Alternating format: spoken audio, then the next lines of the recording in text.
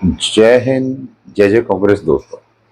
मेरे सभी भारतवासियों और कांग्रेसी दोस्तों को भवानी सिंह सोलंकी राजस्थान का सादर प्रणाम। दोस्तों, मेरे आज अपने चैनल @बी सिंह INC के द्वारा के माध्यम से आपसे जुड़ने का उद्देश्य यह है कि भाजपाई अंधभक्तों और गोदी मीडिया द्वारा ये एक भ्रम और झूठ फैलाया गया कि 2014 के पश्चात, जब से मोदी जी प्रधानमंत्री बने, उसके पश्चात भारत और भारतवासियों का डंका दुनिया में बजने लगा। तो इसकी वास्तविकता और आकलन मेरे द्वारा ये प्रस्तुत किया जा रहा है और मैं अपनी देश की जनता के समक्ष ये सच्चाई उजागर करना चाहता हूं कि वास्तविकता है क्या और दिखाया क्या जा रहा है। मोदी जी 2014 मई प्रधानमंत्री की बनने के पश्चात इनका पहला दौरा भूटान 15 से 16 जून 2014 को, और आज जहां पर मैं अभी बैठकर वीडियो बना रहा हूं 2026 11 जुलाई, आज उनका दौरा न्यूजीलैंड में प्रस्तावित है 10 और 11 तारीख को। तो 14 से 26 के बीच में जो 12 साल में ये उन्होंने 82वां देश पूर्ण किया। दुनिया में 195 देश अभी तक रजिस्टर्ड है, उसमें से 139 UN के अंतर्गत आते हैं, जो कि मैंने आपको पहले भी मेरे कई वीडियो में बताया होगा। दो ऐसे देश हैं, वेटिकन सिटी और फिलिस्तीन, जो कि ऑब्जर्व स्टेट्स कहलाते हैं, और दो ऐसे और कंट्री हैं जिनको अभी तक मान्यता नहीं मिली है, नहीं तो 197 हो जाते हैं, जिसमें एक वियतनाम है, सॉरी माफी चाहता हूँ, एक ताइवान और दूसरा है कोसोवो, जो कि यूगोस्लाविया और अभी के सर्बिया से अलग होके बना। तो सर, इन जो आज हम 11 जुलाई 2026 में जो बात कर रहे हैं, तो उस समय तक मोदी जी ने 82 देश पूरे कर लिए, और इन 82 देशों को पूरा करने के लिए उन्होंने 103 ट्रिप्स कंप्लीट करी। आप ये देखेंगे कि इसमें इन्होंने सबसे ज्यादा 10 बार जो जिन देश में गए वो है फ्रांस और अमेरिका। 8 बार Modi ji UAE, United Arab अमीरात और जापान में, 7 बार रशिया, 6 बार चाइना और जर्मनी, और 5 बार नेपाल और सिंगापुर। और इन सारी इनकी यात्राओं का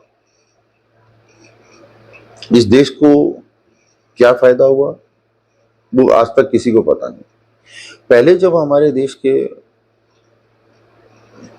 प्रधानमंत्री जब विदेश जाते थे तो आकर वो देश को संबोधित करके बताते थे कि हमने ये जो ट्रिप की है, हमने जो ये समिट की है, या हमने जो ये शिखर सम्मेलन में गए हैं, किसी भी जो ये हमारी यात्रा, उसका उद्देश्य ये था और हमने ये पाया और हमने ये डिस्कशन किया। मैंने 2014 से आज तक, और हर भारतवासी ने देखा होगा, आज तक उसका सारांश कभी नहीं निकल गया कि मोदी जी की इतनी सारी यात्रा और इतना पैसा, देश की जनता के टैक्स से जो बर्बाद किया गया पैसा, उससे देश को पाया क्या। अरे सब इतनी यात्रा करी तो उसने आपको कुछ दिया तो होगा ना, तो आप वो बताने में कहाँ तकलीफ है। आप अगर आपने वाकई में कुछ किया तो आपको बताइए नहीं चाहिए ना, आके संबोधित कीजिए। तो मैं आपको बताना चाहता हूँ इन सारी यात्राओं का नतीजा आप देखेंगे। सबसे पहला नतीजा जो मुझे देखने को मिला वो था इनको Philip Kotler award. Philip Kotler एक मार्केटिंग गुरु है। जो MBA से रिलेटेड लोग हैं, मार्केटिंग से जो है, उनको पता होगा कि ये फिलिप कॉटलर जो है वो मार्केटिंग के गुरु कहलाते थे। तो एक Philip Kotler award Modi ji को 2019 में मिला।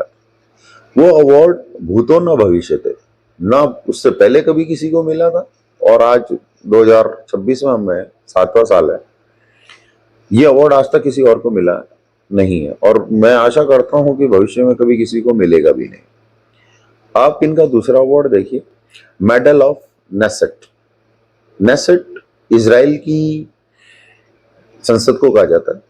जैसे हमारे यहाँ संसद है, तो इजराइल में जो संसद है उसको नेसेट कहा गया। उसके 120 मेंबर जो है उनके द्वारा एक प्रस्तावित अवार्ड बनाया गया मोदी जी के लिए। वो 2023 में बनाया गया और उस अवार्ड का नाम दिया medal of the Knesset award. वो 2023 में दिया। इसी दौरान 2023 में मोदी जी हमारे सदर पूर्व दुनिया के देशों में एक देश है पपुआ न्यू गिनी, जो कि मलेशिया से अटैच है। मलेशिया के बहुत सारे आइलैंड है, उससे अड़ता हुआ एक देश है। वहां पर भी मोदी जी ने एक अवार्ड दिया गया। उस अवार्ड का नाम था grand companion of the order of the लोगोहू, जो सिर्फ और सिर्फ मोदी जी को ही मिला और शायद और किसी को मिलेगा भी नहीं। तो उसके पश्चात 2025 में मोदी जी पुनः अफ्रीका पहुंचे।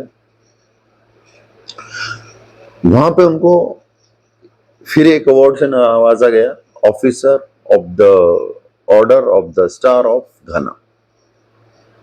और लेटेस्ट अभी आपने 2026 में जब मोदी जी सेशल्स, ये एक आइलैंड है अफ्रीका का, बहुत ही सुंदर आइलैंड है, विक्टोरिया जिसकी शायद राजधानी है, जहां तक मुझे गलत नहीं दूं, वहां पे फिर इनको एक अवार्ड से फिर नवाजा गया, guardian of the blue horizon. तो आप ये देखिए कि इन सारे अवार्डों की ये नतीजा है आप उनकी 82 देशों की यात्रा और 103 ट्रिपों में। तो आप इन सारी चीजों से आप देखिए ये मोदी जी, और ये बड़े दुख की बात है कि हम भारत जिसकी एक सभ्यता और संस्कृति इतनी विशाल और इतना हमारा अतीत इतना मजबूत रहा है, हमारे और भी हर पार्टी के, कांग्रेस के, भाजपा के, दूसरी पार्टियों के भी प्रधानमंत्री रहे और समय समय पर वो भी विदेश यात्रा और करते रहे। पर जिस तरह की छवि आज हमारी दुनिया हम पे हंस रही है, उसके बहुत बड़े कारण हमारे प्रधानमंत्री के। आपने एक नाम सुना होगा, न्यूज़पेपर, एक ब्रिटिश न्यूज़पेपर है यूनाइटेड किंगडम का, उसका नाम है the guardian. Guardian Modi ji की के लिए क्या लिखता है कि you give him any award he will come running. मतलब आप उनको कोई सा भी अवार्ड पेश कर दिए, वो सर के बल दौड़ते हुए चले आएंगे। तो ये परिस्थितियां और ये स्थितियां हमारे प्रधानमंत्री जी की आज बन गई। तो इन सारी चीजों को जब मैं आकलन करता हूं तो पता है इससे क्या सुनने को मिलता है कि मैं थोड़ा सा पीछे जाता हूं 2005 में। और ये 2005 में मोदी जी की कुंठा थी जब वो हमारे प्रदेश गुजरात के मुख्यमंत्री थे। तो 2005 में यूएसए ने उनको वीजा देने से मना कर, उसका कारण उन्होंने मानवता के कारण बताया, जो 2002 में इनका नाम लिप्त हुआ था, उसके कारण से उनको वीजा नहीं दिया। तो वो एक कुंठा उनके मन में जागृत हुई। तो उन्होंने अपने आप से शपथ ली कि जब भी मैं इस पद पे आऊंगा तो दुनिया के जितने भी देश है ना, उनको सबको पासपोर्ट में ठप्पे लगा के उनको पूरा पूर्ण करूंगा। तो वो अंदर की जो भड़ास है ना, वो ये यात्रा करके पूरी करते। क्यों? क्योंकि रिजल्ट तो हमें तो कुछ दिख रहा नहीं है ना। इन्होंने देश को कभी बताया कि भाई हमने ये पाया इतनी यात्राओं से। हाँ, अवार्ड जरूर मिले और उन अवार्डों की विश्वसनीयता के बारे में आपको पता ही है। सेशल्स में जो अवार्ड मिला वो तो अभी इतनी सुर्खियों में चला हुआ था कि उसमें स्पेलिंग रॉन्ग और वो एआई द्वारा जनरेटेड है। तो सर ये सारा खेल जो है ना, ये खेल सारा पीआर का है, पब्लिक रिलेशन। मोदी जी ने एक बहुत बढ़िया क्वालिटी उनमें है, वो है इनकी पब्लिक रिलेशन। एक टीम उन्होंने अच्छी बना रखी। वो टीम क्या करती है सर कि जहां पे भी इनकी यात्रा होती है ना, वो पहले वहां पहुंचती है। वहां पहुंच के अगर मान लो ये छोटे मोटे जैसे अफ्रीका के जो देश हैं या जो छोटे देश है जहाँ पे नए जो अवार्ड आप नए नाम सुन रहे हैं, उनको पहले से प्लान करके बताया जाता है कि भैया ऐसा है, आप ये अवार्ड तैयार करिए आपके देश का, और नहीं है तो आप जनरेट करा देते हैं वो, ऐसा कोई प्रॉब्लम नहीं है। और हम आपको, फिर मोदी जी आएंगे वहां पे, ये अवार्ड आपके द्वारा, आपके जो राष्ट्रीय अध्यक्ष हो गए, प्रेसिडेंट हो जाओ या प्राइम मिनिस्टर हो जिस देश में भी, तो उसके द्वारा दिया जाएगा, और फिर हम आपको सहयोग देंगे इकोनॉमिकली और दूसरा सहयोग देंगे। तो फिर वो देश क्या सोचते हैं कि भैया हमारे को पैसा मिल रहा है, हमको जो चीज चाहिए वो मिल रही है, तो ठीक है, एक अवार्ड तैयार, तो मोदी जी के लिए क्या फर्क पड़ा। तो ये झुंझुनिया इस तरह से तैयार किया जाता है। फिर आप देखेंगे कि ऑडियंस, सेलेक्टिव ऑडियंस भी वहां तैयार की जाती है। क्यों? क्योंकि पीआर की टीम का काम ही है ना, आप किसी चीज को सुधार के कितना बढ़िया कर सकते हैं, प्रेजेंटेशन ना, वो पैकेजिंग और मार्केटिंग, वो सारा फंडा।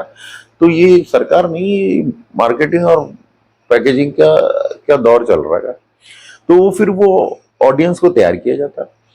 अब वो ऑडियंस वहां जाकर वाहवाही लुटवाती है, ओ मोदी मोदी, जो आपने देखा होगा अमेरिका में या जहां जहां भी ये इन्होंने अपनी यात्रा की है।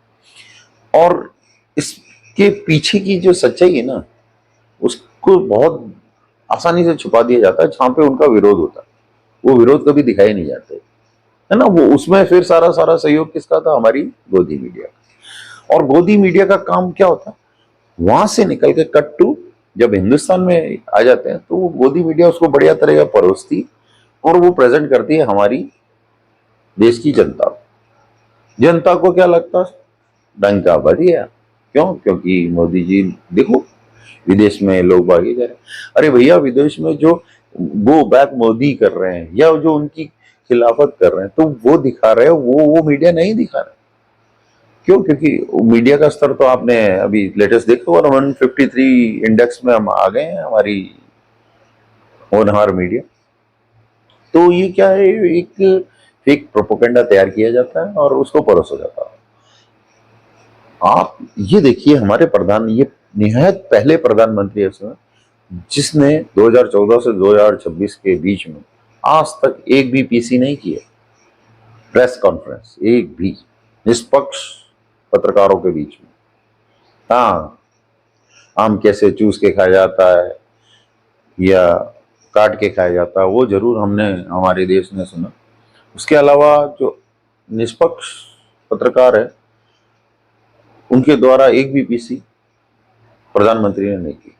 और आप कट टू फॉरेन भी जाएंगे ना, तो फॉरेन में जो पत्रकार उनसे सवाल करते हैं, तो वहां से भाग चुके होते हैं। लेटेस्ट आपने देखा होगा नॉर्वे की कहानी, या आप अभी ऑस्ट्रेलिया की देख लीजिए, सवालों से भाग जाते हैं।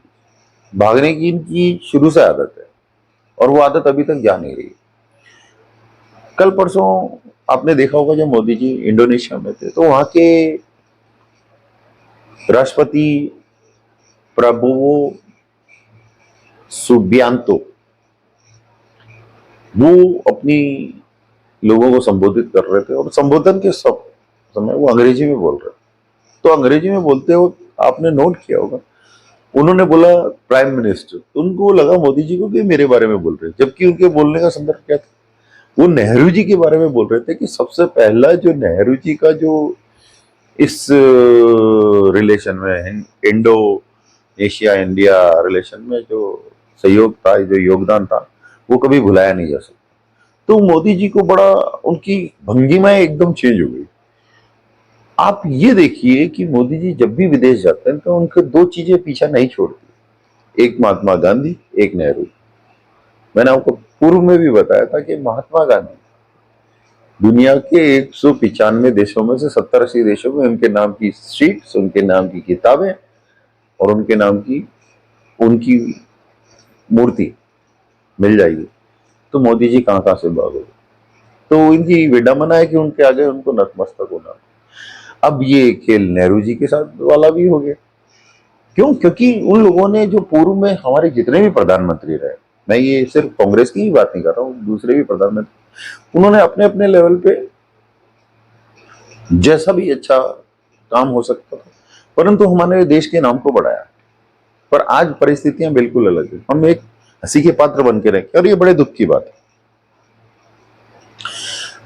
अब आप ये देखिए कि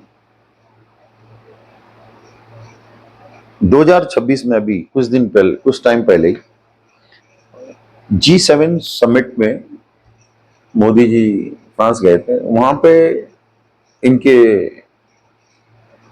मित्र, अब की बार ट्रम्प सरकार वाले डोनाल्ड ट्रंप ने उनको संबोधित करते हुए कहा था, और आप सब दुनिया ने देखा भी, कि he is a killer. Double meaning से बोल गया वो, और मोदी जी हंस रहे थे क्योंकि मोदी जी के समझ में नहीं आया वो बोला क्या है। शायद रैली प्रॉम्प्टर नहीं चल रहा होगा उसमें। तो ये जो हमारी जनता जो डंका डंका करती है ना, विदेश का डंका विदेश का डंका, हमारे यहाँ पे जो मूर्ख बनाया जाता है मीडिया द्वारा, तो ये डंका इस तरह का डंका है मित्रों। अब आप बात करते हैं हम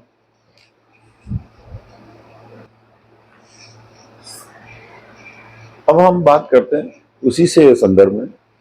आपने सुना होगा कि कुछ समय पहले हमारे ट्रंप दादा का, मोदी जी के परम मित्र का दिमाग सनकी तो है ही, तो उन्होंने धय धमाधम टैरिफ वॉर चालू कर दिया था दुनिया के खिलाफ। सारी दुनिया की अर्थव्यवस्था को हिला के रख दिया। उस टैरिफ वॉर में हमारी देश की हालत उन्होंने ऐसी करी, परंतु मजाल है कि मोदी जी उसके खिलाफ कुछ कर पाए और कोई डिसीजन ले। उस बंदे ने यहां तक बोल दिया कि हिंदुस्तान पाकिस्तान का जो वॉर हुआ था वो मेरे कारण हुआ। मजाल है मोदी जी ये उसको डिनाई कर दे खुद कि नहीं। क्यों? क्योंकि वो ताकत मोदी जी में, जो 56 इंच के सीने की बात की जाती है, वो 56 इंच का सीना इस देश की जनता ने देखा नहीं। लेटेस्ट आपने कुछ समय पहले देखा होगा कि जो ये ईरान और अमेरिका और इसराइल का युद्ध चल रहा था, उस दौरान हमारी एक कमर्शियल शिप जो कि ईंधन पेट्रोल डीजल लेने गया, उसमें हमारे 3 जवान जो क्रू मेंबर थे उनको मार दिया गया। मजाल है मोदी जी के मुंह से एक भी शब्द निकला, और उन माँ के लालों ने 3 लाल खो दिए। इस देश ने 3 होनहार हमारे ऑफिसर्स खोए, परंतु मोदी जी कुछ नहीं बोलेंगे। क्यों? क्योंकि हमारा डंका विदेश में बजता है। चाइना कुछ सालों पहले आपने देखा होगा हमारे देश के अंदर तक घुस गया। मोदी जी के क्या शब्द थे? ना कोई घुसा है ना कोई आया, ये शब्द थे। और उसके पश्चात खुद ही ने एक्सेप्ट कर लिया बाद में। मतलब आप ये देखिए कि पहले थूका जाता है फिर चाटा जाता है, एक ये सिस्टम बना हुआ। ठीक है सर। अब आप ये देखिए,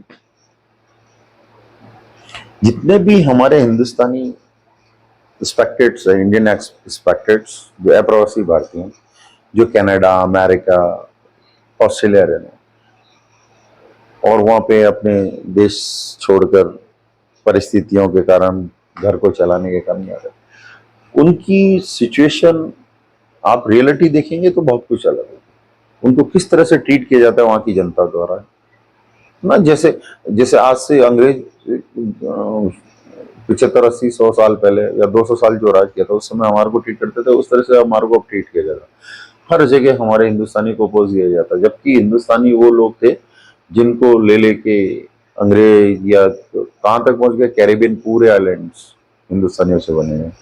अमेरिका में जो आज, कनाडा में जो सबसे पहले सरदार गए थे, है ना, युद्ध के वॉर के बाद में, और देश आजाद हुआ जब, और पूरा कनाडा उन्होंने बसाया। तो ये हमारे योगदान है दुनिया को आगे बढ़ाने का। परंतु हमारी हालत ये हो गई है कि आज हर जगह हमारे देशवासियों को एक अलग नजर से देखा जाता है, और उनके साथ शोषण उनका वहां पे धीमे धीमे चालू हो गया। हाँ, आपने ये भी देखा होगा कि वहां से जो डिपोर्ट किए गए अमेरिका में, और वही इनके ट्रम्प काका, बाबा, दादा, जिनको ये पता नहीं कौन कौन से रिश्ते बनाते रहते, बेड़ियों में जकड़ के हिंदुस्तानी आज लोगों को भेजा गया। कि एक हमारा छोटा सा देश है हिंदुस्तान के पास, नेपाल, वहां के भी लोग थे। जो गलती शायद उन हिंदुस्तानियों ने की होगा जिनको बेड़ियों से जकड़ा, वही गलती नेपालियों ने भी की थी, पर उनको बेड़ियों से जकड़ के नहीं भेजा गया। तो ये जानबूझ के किया गया। परंतु मजाल है कि मोदी जी उस ट्रम्प के लिए कुछ एक शब्द बोले। हमने हमारा पुराने सहयोगी, पुराने दोस्त ईरान जैसे खोए, सिर्फ और सिर्फ मोदी जी की विदेश नीति जिसको कहते हैं ना, जिसका डंका कहते हैं, उसी के कारण। और लगभग हमने रशिया खो ही दिया। आज आप देखिए रशिया से कब चाहे जब वो पेट्रोल और रोक लेना रुक जाता है, कम हो जाता है, सिर्फ और सिर्फ ट्रम्प के धमकी के कारण। और वो सरेआम खुलेआम बोलता है कि मैंने ये किया, परंतु मजाले मोदी जी बोलते कि नहीं, ये झूठ बोल रहा है। एक शब्द तो बोलिए सर, वो 56 इंच का सीना, वो लाल आंखें दिखाइए उसी ट्रम्प को जिसको आप कुछ सालों पहले अब की बार ट्रम्प सरकार करते।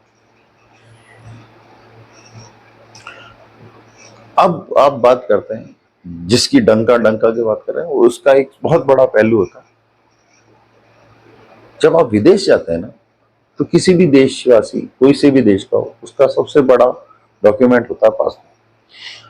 ग्लोबल पासपोर्ट इंडेक्स में आपको पता है हमारा हिंदुस्तान किस पोजीशन पे आ गया? 125 है, जो कि मनमोहन सिंह जी के टाइम 71 to 74 तक रहा।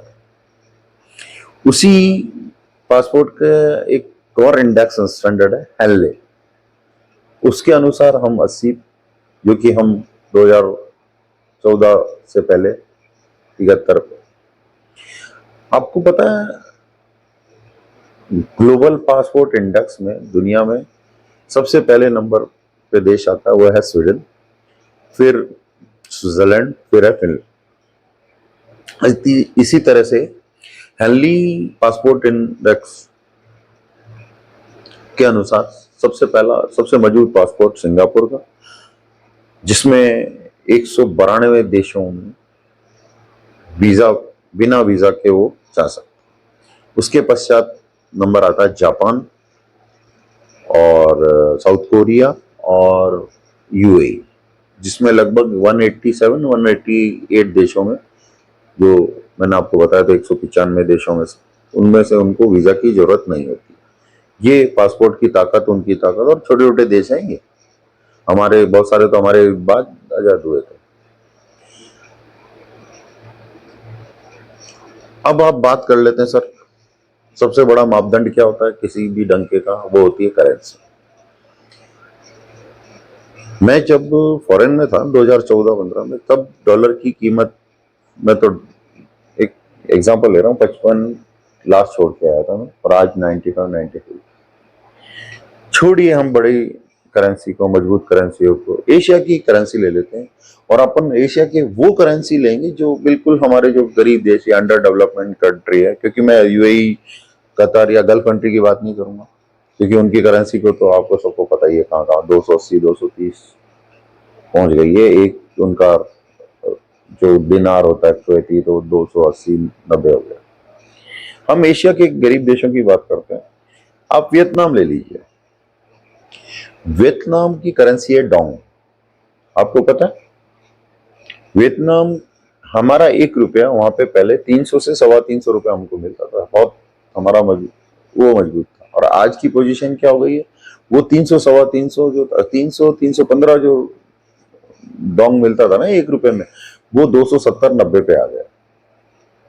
इसी तरह कंबोडियन रियाल की बात करें, तो जो पहले हमारे को 1 रुपए में कंबोडियन रियाल मिल जाता था लगभग 64 to 68, वो आज कहाँ आ गया पता है आपको? 42 to 40।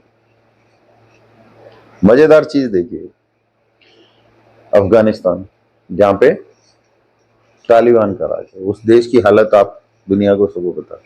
सबसे अंतिम पायदान पे जो पासपोर्ट है वो अफगानिस्तान का ही है, उनकी करेंसी है अफगानी। आपको सुनकर बड़ा अचरज होगा और हंसी भी आएगी, उस अफगानिस्तान की करेंसी हमसे मजबूत हो चुकी है सर। वहां का एक अफगानी हमारे यहाँ का 1.47, 1 रुपया 47 पैसे हो गया। ये है हमारा विदेश का डंका। जिन अंधभक्तों को या जिन गोदी मीडिया द्वारा परोसे गई आम बोली वाली जनता, जिसको ने शायद विदेश देखा भी नहीं होता, सिर्फ और सिर्फ इनके माध्यम से सुनना होता है कि विदेश में डंका बज रहा है, तो वो जो डंका बज रहा है ना, उसकी सच्चाई मैं आपके समक्ष रखना चाह रहा हूं। अब आप एक चीज देखिए, जिस देश का डंका बज, जैसे आज अमेरिका है, उसका डंका बजने की जरूरत नहीं थी। आप किसी भी एयरपोर्ट पे जाएंगे, $1 उठाइए और उस एयरपोर्ट में किसी ड्यूटी फ्री पे जाइए, आप किसी रेस्टोरेंट में जाइए, आप कैफेटेरिया में जाइए, आप लॉबी में जाइए, और आप डॉलर निकाल के दीजिए, सब मुझे कॉफी चाहिए, वो फटाक से चेंज करके देता है। इसको कहते हैं डंका। कुवैती दिनार ले जाइए, यूएई का दिरहम ले जाइए, सब चलेंगे। हिंदुस्तान का रुपया सिर्फ और सिर्फ नेपाल, भूटान, है ना, और इन देशों के लिए। और गल्फ में इसलिए वो आज से नहीं है मोदी जी, वो पहले से, क्योंकि वहाँ हिंदुस्तानी बसे हुए हैं, तो गल्फ के 5-7 जो कंट्री हैं उसमें जरूर मिल जाता है वो भी, है ना, वो जो यहाँ पे एक्सचेंज और वो होता है। बाकी किसी देश में आप, आपको ताकत, आप कहते हो डंका, उस नोट को ले जाइए हमारे हिंदुस्तान में। और बड़े शर्म की बात है हमारे लिए, आज जो हम जिस इतने सालों बाद, तो हम इस पोजीशन में आ जाना चाहिए कि हमारे पैसे की हमारी वैल्यू हो जानी चाहिए। तो वो जो डंके की बात कर रहे हैं, तो वो नोट को लेके जाइए और मेरे साथ चलिए, आप किसी एयरपोर्ट में, आज जो मर्जी हो, जो मैंने बताया उसके अलावा आप किसी एयरपोर्ट में लाके दिखाइए, उस नोट को चला के दिखा दीजिए, मैं मान लूंगा आपके मोदी जी का डंका। तो मित्रों, ये सच्चाई है। इस सच्चाई से मैंने अवगत कराया। अगर आपको लगता है कि मेरी बात में कहीं कमी हो, तो आप मुझे मेरे इस चैनल के माध्यम से जरूर बताइएगा। जय हिंद, जय जय कांग्रेस।